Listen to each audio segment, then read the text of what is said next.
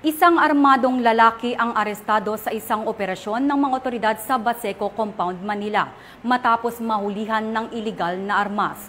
Tuloy-tuloy pa rin ang kampanya ng kapulisan laban sa iligal na armas at pagpapatupad ng batas upang matiyak ang kapayapaan at kaayusan sa komunidad. Yan ang balitang hatid ni Patrolwoman Mika May Bahiwag.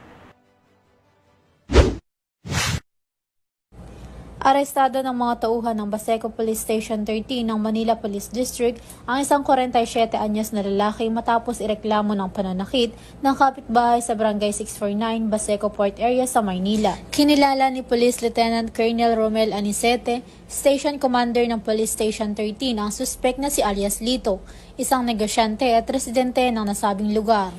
Ayon sa ulat ng tauhan ng Baseco Police, humingi ng tulong sa mga nagpapatrolyang pulis ang isang lalaking biktima na agad na nirespondehan, ngunit nagtangka pa ang suspek na bumunot ng baril na nagresulta sa kanyang pagkakadakip.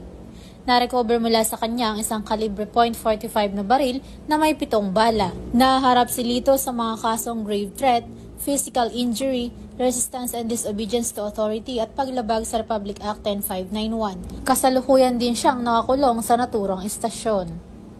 Mula dito sa Camp Bagong Diwa, Bicutan, Taguig City, ako ang inyong PNN correspondent, Patrolwoman Mika May Bahiwag, alagad ng batas, tagataguyod ng balitang pulis.